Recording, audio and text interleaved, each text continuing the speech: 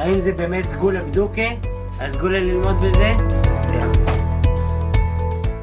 Erev Tov, good evening. Dobro v'yetzer. We are in the Zera Shimshon on Parsha Shoftim. We're going to do Os Beis, section number 2. It's a bit of a lengthy piece, so we're only going to do the first half tonight. Before we begin, let's take a look at 2 psukim from our Parsha Shoftim. This is Perek Yud Zayin, psukim Yud Dalet and Tes Vav. Ki sovo el haaretz. When you come into the land, Asher Hashem Elokecha nosein loch, that Hashem your God gives to you, virishta v'yoshavta ba, and you will inherit the land and you will dwell in it. Ve'amarta, and you will say, Asima alai melech, I want to place a king upon myself, kechol hagoyim asher svivosai, like all of the nations around me. Next pasuk. Som tasim alecha melech. You shall surely place a king upon yourselves. Asher yivchar Hashem elokecha bo, that Hashem your God will select him. Mikerev achecha, from among your brethren. Tasim alecha melech. You should appoint a king. Lo sucha laseis alecha ish nochri. You are not allowed, or you are not able to put upon yourselves a foreigner, asher lo achicha hu, who is not from your brethren. So when the Jewish people come into the land of Israel and they reach the point that they want to have a king, Hashem says, you may have a king, but he has to be a Jewish king. You can't choose some member of a royal family of another nation and appoint that person to be your king. So let's see what the Zera Shimshon has to say about those psukim. Section 2, Medrash Rabbah. In the Medrash Rabbah, it says, Ki sovo el haaretz, when you come into the land, that's the first pasuk of the 2 psukim we just read. Halacha, we're looking for a statement of law. Melech mi Yisrael shehayu lo esek. If a Jewish king had a business matter, a problem, he had some kind of legal issue, mahu sheyehe muter lo lodun, what is the law, whether it's permissible for him to be judged bifnei bezdin, in front of bezdin? So you have kind of an unusual situation that leads to an unusual question. Let's say you have a king, and the king has some cause, some reason, a controversy, an argument, some issue, and he wants to go in front of the court to have his problem adjudicated. Kach, and so the Medrash Rabbah asked, is that okay? Kach shanu chachamim. This is what the chachamim, the sages, taught about that situation. Melech lodon velodonin oso. This, as you can see in the parentheses, this is a quote from a Mishnah and Maseches Sanhedrin. Melech lo don velo donin oso. A king does not judge, and we do not judge him. Lo me'id velo me'idin oso. He doesn't testify, and we don't allow him to testify against others. Limdunu rabosenu. So our rabbis taught us, lama ein donin oso. Why do we not judge a king? Amar Rabbi Yirmiyah. Rabbi Yirmiyah said, we're continuing now on the next page, the top column on the right. This is still the Medrash Rabbah. Amar Rabbi Yirmiyah. Rabbi Yirmiyah said, Shekosuv b'derech b'David HaMelech olav hashalom. It's written about David HaMelech. This is a pasuk from Tehillim. Milefanecha mishpati yetzeh. From before you, my judgment will come out. Heve, this means, ein bria dones hamelech, no creature, no human being can judge the king. Ella HaKadosh Baruch Hu, but only the Holy One, blessed be He, only Hashem ad kan l'shono, till here is a quote from the Medrash Rabbah.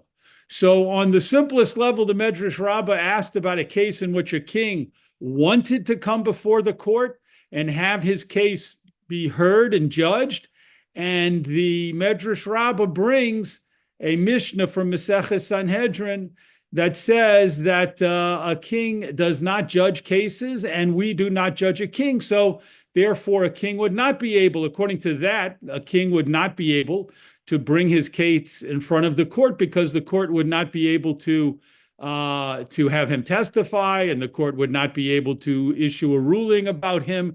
They can't judge him. He can't judge, and he can't be judged. He can't testify, and he can't be testified upon. That's where we are so far. Next paragraph. V'hu tema. This is bewildering. This is very strange, hard to understand. Sha'amar, because here in the Medrash Rabbah it said, Loma ein danin oso. Why don't we judge the king? Mipnei shekosuf b'David HaMelech olav hashalom, because it's written regarding David HaMelech in Tehillim, milfanecha mishpati yetzeh, and from before you my judgment will come out. That was the reason that was given based on a pasuk. V'hamelech lo don v'lo danin oso, but the rule that a king doesn't judge and isn't judged, hoyusa takana dirabanan, it was a decree of the rabbis, bimei Yanai, in the days of Yanai. That's a question. How can the Medrash Rabbah and Rabbi Yirmiyah in the Medrash Rabbah say that it's all based on a pasuk in Tehillim that kings shouldn't judge and shouldn't be judged, when the Zera Shimshon says actually it comes from a much later decree, a decree of the sages at a much later point in the days of King Yanai, one of the Hasmonean, one of the Hashmonaim kings, much later and after Sefer Tehillim was written. And it all came about because of an incident that happened in the time of King Yanai, which we now will talk about that incident. So the Gemara tells us, this is the Gemara in Sanhedrin Daf Yud Tes, page 19. The Gemara tells us that Yanai HaMelech, Yanai the king, had a slave who killed someone.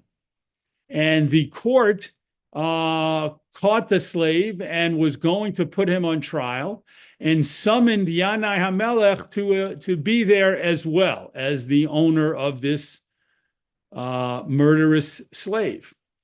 So Yanai came, and when he came into the court, he sat down, as he thought was befitting a king. So the great sage Shimon ben Shetach, the Gemara relates, said to Yanai HaMelech, please stand. Yeah, you need to stand because a court proceeding is all conducted in front of Hashem, and we feel Hashem's presence, and even the king needs to stand when he's a part of a court proceeding, as Yanai was. Yanai said and responded to Shimon ben Shetach, I won't stand just because you alone say I need to stand, but I will stand if all of the court members say that I must stand. So Shimon ben Shetach, the Gemara tells us, looked to his right, and all of the judges to his right looked down at the ground. They would not tell Yanai, the king, that he needed to stand. And Shimon ben Shetach looked to his left, and all of the kings looked down to the ground, and they would not tell Yanai, the king, to stand. And so Shimon ben Shetach said to them, your thoughts are known to Hashem, and what's known to Hashem is that you were afraid of Yanai, the king, and when you're a judge, you can't be afraid of anyone, and you're going to be punished. And the Gemara says at that moment they were all struck down by Gavriel the Malach, and they died. And because of that incident, in the days of Yanai, involving Yanai HaMelech, the sages made a decree that judges should not take part, shouldn't be judged, shouldn't function as judges, and should not be judged, because Yanai came to court to be judged because of his slave's actions, and it led to the death of a lot of good people. And so that's when the ruling was made. So the Zera Shimshon's first question, there's another one coming up, the Zera Shimshon's first question on the Medrash Rabbah is, how can you make it seem that the rule about judges not judging and not being judged is based on a pasuk in Tehillim, when we have a Gemara in Sanhedrin which tells us it's the result of a much later rabbinic gezerah, a rabbinic takana, a rabbinic decree? Next question. Ve'od, in another query, disakana zo lo hayusa ela lemalchei Yisrael. Zera Shimshon says that ruling about kings was only made regarding Malchei Yisrael, kings from the northern kingdom, avalol malchei beis David, but not kings who were part of the Davidic dynasty, and we'll explain that in a moment. Kesiv behu, because it's written regarding kings of the Davidic dynasty. This is a pasuk from Yirmiyah, as you can see. Beis David, it doesn't quote the whole pasuk, but Beis David, I think it says Baboker Dinu. It says house of David, members of the house of David, rise up in the morning and judge, function as judges, judge the people. So therefore, we see from that pasuk that the Malchei Beis David were supposed to judge the people, and therefore they were not included in the rabbinic decree about kings not judging and not being judged. Umipshat hamedrash nireh, and from the simple reading of the medrash, it would appear she'ein donin es hamelech klal. We don't judge a king at all. Afilu Malchei Beis David, even if they're members of the Davidic dynasty. The Pasach Melech mi Yisrael shehayu lo esek, because the excerpt from the Medrash Rabbah opened asking about a Melech mi Yisrael, having a case to be judged. V'siyem v'David, and it concluded talking about David HaMelech.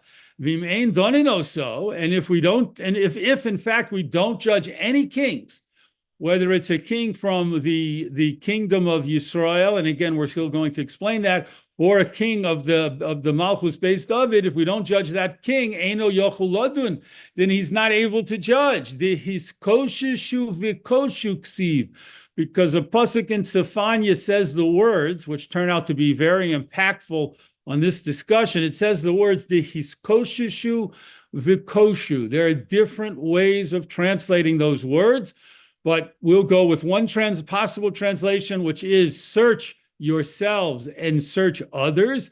And Chazal learned from that only a person who can be judged himself can also participate in judging others.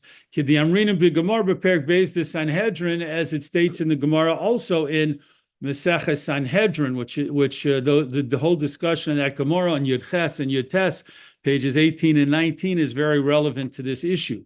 So let us pause for a moment to sum up what we have. The Zera Shimshon is questioning the statement in the Medrash Rabbah that a king who wants to have a court case is not going to be allowed to do so because we don't judge kings and we don't allow them, we don't judge them and we don't allow them to serve as judges. And the Zera Shimshon asks two questions. The first question is that should not be viewed, that idea of not judging kings and not allowing them to judge shouldn't be viewed as some kind of Torah law, certainly, and it shouldn't even be judged as a law coming from a pasuk in Tehillim, a law coming from Tanakh, from Nevi'im or Ksuvim. Tehillim is in Ksuvim, of course.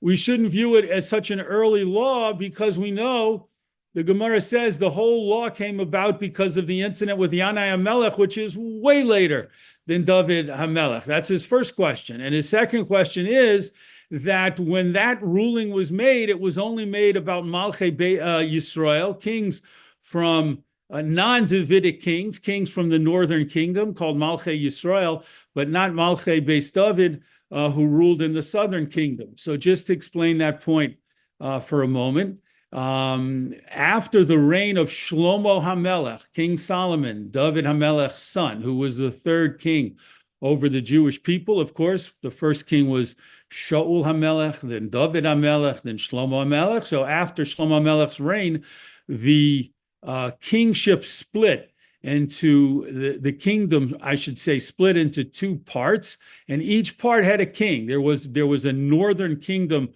which most of the tribes adhered to, and they had their own king. And there was a southern kingdom. The northern kingdom was called Yisrael, and the southern kingdom was called Yehuda. And the southern kingdom had contained the tribes of Yehuda and Binyamin. And in the southern kingdom, only kings continued on from Beis David, from the house of David. They were called Malchei Beis David, kings from the house of David. And the Zera Shimshon says the whole idea that kings shouldn't judge or be judged was only said regarding Malchei Yisrael, but not Malchei Beis David. So why did the Medrash Rabbah include Malchei Beis David from the pasuk in Tehillim that they and imply that they also can't be judged and can't judge people when it shouldn't apply to them at all? So the Zera Shimshon has these two strong questions on the excerpt from the Medrash Rabbah. And of course, what's essential here is the question, the fundamental question about kings. May kings serve as judges, and may they be judged, or is that not allowed under halacha? That's the question as we continue. And in the days of the kings, of course, in the past, and of course, Be'ezus Hashem soon in the future, when the Malchus is restored under Melech HaMashiach, this is a very relevant and important question. Next paragraph. V'yesh lomar, and we can say, Shahakesef Mishneh hikshe al mashe kosav Rambam sham. Things are going to get a little complicated, so hold on tight. The Kesef Mishnah, which is the name of the commentary written by Rav Yosef Cairo, the author of the Shulchan Aruch, wrote a commentary on the Rambam, Maimonides' Mishnah Torah, called the Kesef Mishnah. So in that commentary, he asked a question on something the Rambam wrote. De Malchei Yisrael lo donim v'lo donim osam. The Rambam wrote that kings of the northern kingdom, kings of Yisrael, do not judge, and we do not judge them. V'hi Mishnah b'perek beis de Sanhedrin. The Kesef Mishnah says that's based on a Mishnah in the second chapter of Sanhedrin. So far, we know that. We know about that source.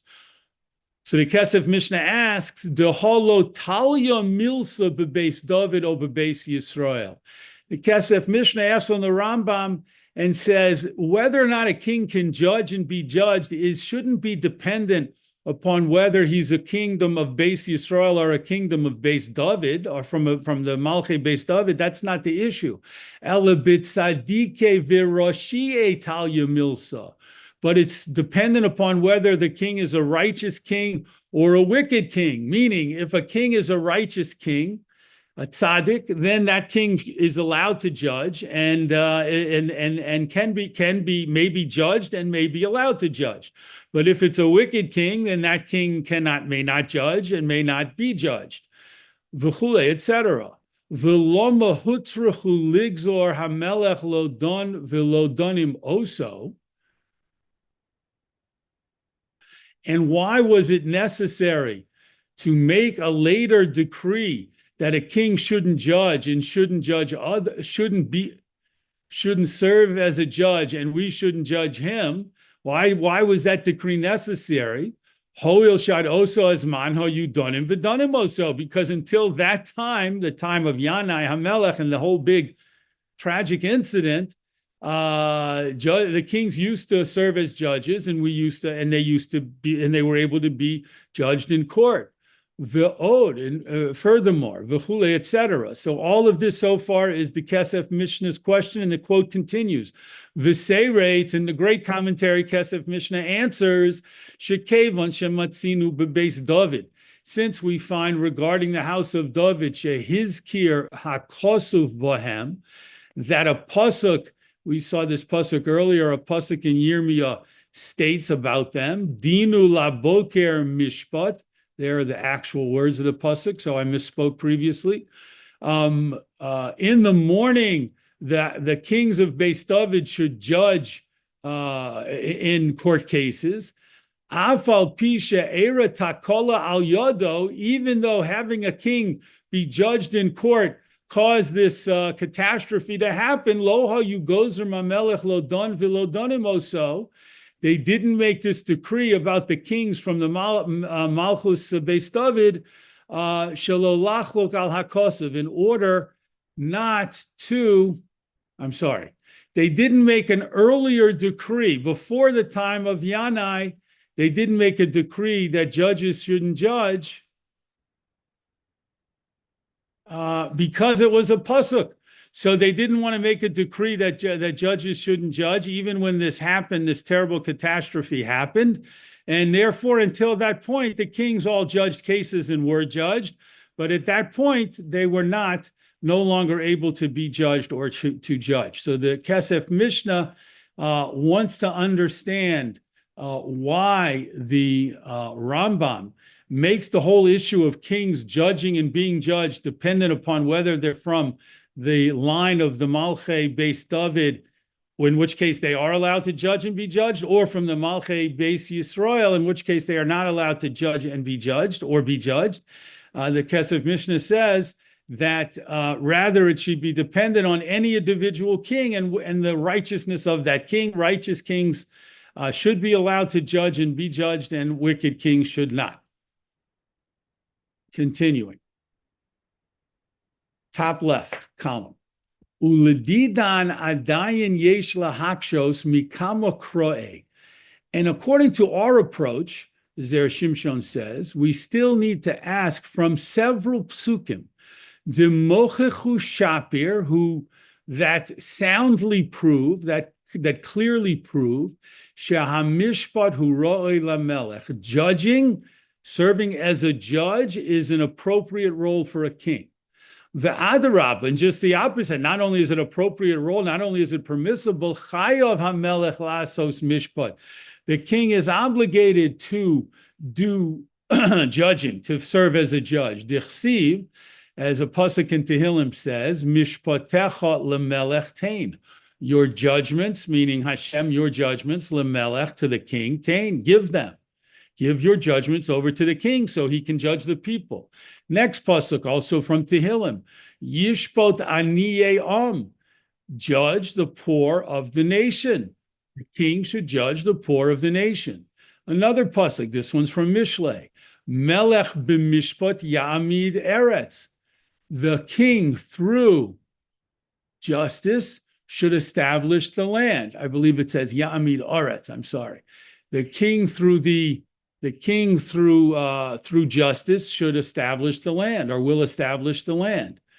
Simo lanu melech l'shoftenu. Another pasuk, this one from Sefer Shmuel, when the people asked Shmuel to appoint a king.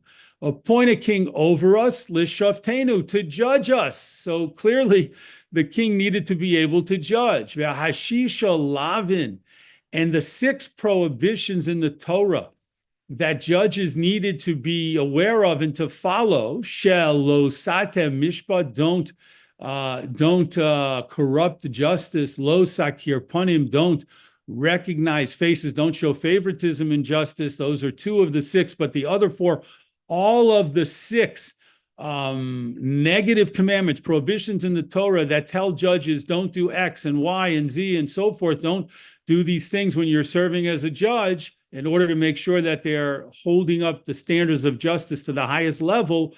Hayuksuvim al kisei Shlomo. Chazal teach us that these psukim were written on the steps going up to the throne of Shlomo Melech, Kemosha Amru Razal, as the Chachamim teach in Devarim Rabbah, in the Medrash Rabbah. So obviously Shlomo viewed himself as a person who needed to serve as a judge, who was expecting to serve as a judge, and wanted to keep in mind the prohibitions about judging incorrectly, so he could serve as the best possible judge. And Shlomo did not even ask for wisdom. Shlomo, and asking Hashem for the blessing of great wisdom, which of course he received, he didn't ask for the wisdom, because he only asked for it because he said, I need to judge the people, and I need great wisdom and discernment to be able to judge the people correctly. Kanira mehaksuvim, as it appears in the psukim, and you can see the quote there from Sefer Malachim Aleph. So this whole paragraph is full of psukim from different places in Tanakh, Tehillim, Mishlei, Shmuel, and the Medrash also, and Sefer Malachim, full of sources that make it clear that kings are not only allowed to judge, they are obligated to judge. So how can we how can we understand sources that seem to say that early on, based on a pasuk in Tehillim, according to the Medrash Rabbah as an excerpt, kings were not supposed to judge? How do we understand that? Ve'im kain, next paragraph, and if so, hamelech bevadai hu mechuyev ladun v'lishbot es ha'am. Certainly we must say that a king is obligated to judge, to serve as a judge, and to judge the people, to judge the nation. She'im tomar she'enu yachul ladun. If you say and you want to argue that a king is not able to serve as a judge, im kain lamohu nikra melech. If so, why is he called a king? Meaning, part and parcel of the definition of being a king, as we've seen above in the previous paragraph, is to serve as a shofet and to judge the people. So why should someone ever be considered a king if there really was ever a rule early on that kings were not allowed to serve as judges? So it's important to note here that the Zera Shimshon has made a shift away from the issue of whether or not a king can be judged or may be judged, like be involved in a court case in which the judges are judging him, and shifted away from that to talk about whether or not a melech can serve as a judge. So it's fair to say that the Zera Shimshon is okay, at least seemingly so far, and what we've seen, he's accepted the idea that perhaps melachim, perhaps kings, may not be judged, but they certainly must be allowed to judge cases. Continuing, ulefi zeh, and according to this, kashalon tuva, it is very difficult for us. Nami also al haydi amrin and b'shas b'perek beis the Sanhedrin, what it says in the Gemara in the second chapter of Sanhedrin. The ein donin oso ech yochul ladun. If we don't judge a certain individual, how would he be able to judge? V'haksiv his kosheshu v'koshu, and we've seen that phrase before. It's written in Sefania, search yourselves and search others, from which Chazal learned that only if you can be judged, may you judge others. So the Zera Shimshon says that concept is very problematic, because his whole point is to say that that the kings, at least the kings of Beis David, certainly must judge the people. That's a major and inherent part of their role, and the fact that they cannot be judged perhaps shouldn't lead anyone to think that they can't judge cases. Umay kusha. What is the problem that the Gemara in Sanhedrin is talking about? Since we've established that a king is obligated, not just permitted, but obligated to judge the nation, then at the very least, a king should be considered like someone, like a litigant, who accepts upon himself a relative or someone else who's not normally a valid judge, in which case the dino din, the halacha is that the ruling of that person who is accepted by who the litigants accept, even though that person would not be a valid judge, for example, a relative of one of the litigants, they can come and rule the case as long as the litigants accept them. Because of Behagos Shulchan Aruch Hoshen Mishpat, and it's written in the additional comments, which is a reference to the comments made by Rav Moshe Isserlis, the Ramah, on Rav Yosef Kairo's Code of Jewish Law in the section Hoshen Mishpat. Here's what the Ramah, Rav Moshe Isserlis, says: She'im heim mimunim ba'ir. If you have people who are appointees in the city, leaders in the city, Otove ha'ir are people who are trustees in the city. Eino yochol achzor bo, and the litigants accept these judges even though they're not part of the normal Bezdin court. If the litigants accept them because they're city appointees and they're trustees of the city, then they can't go back on the ruling. Once these men issue a ruling, the litigants can't retract and say, no, sorry, they're not real judges, they're not qualified enough. If you accept them, then you have to follow their ruling. Upeiresh sema. in the Sefer Me'iras Einayim, a commentary, it says, Afilu im kiblan ledin, even if the litigants accepted these men to judge them, the asub pshara, and these people said, we're not going to issue a ruling, we're going to make a compromise between the two parties, which is not not the same as a ruling. So even if these tovei ha'ir, these trustees or these mimunim, these city appointees, city leaders, don't do exactly what the litigants assume they were going to do, and they may come up with a compromise to settle the case as opposed to an actual ruling for one side or the other, o bishar toes, or even if they make a mistake, it still has to be accepted by the litigants. So the power of the acceptance by the litigants is extremely strong. V'chein kosav sham ha-knesses ha-gedola, and that's also written in the commentary Knesses ha-gedola v'ayin sham, and see there. So the Zera Shimshon is making a very interesting argument. He's saying that no source should ever have contemplated stating that a king cannot serve as a judge, because it is because it's part and parcel of the role of a king to judge the people, and B, once the litigants accept a king to judge the case, then the king's ruling has to be accepted just because of a whole separate chain of halacha, which he just explained from Shulchan Aruch, the Ramah, and the other commentaries, which is that if people accept a person to judge them, even if that person is normally and not a valid judge, or even if the person isn't actually a member of the Bezdin, nonetheless, once the litigants accept that individual to judge their case, as the Zera Shimshon says, what happened with is what would happen with a melech, with a king, then that's it. The king's ruling is binding, just like the ruling of those other people is binding. Next paragraph. Upshita, it's obvious. Vadai, definitely, it's certainly obvious. Delo gora koach hamelech, that a king's power is not weaker mitove ha'ir, from the trustees of the city. If the trustees of the city or city appointees can judge a case and have it be their ruling be binding, certainly that should apply to a king.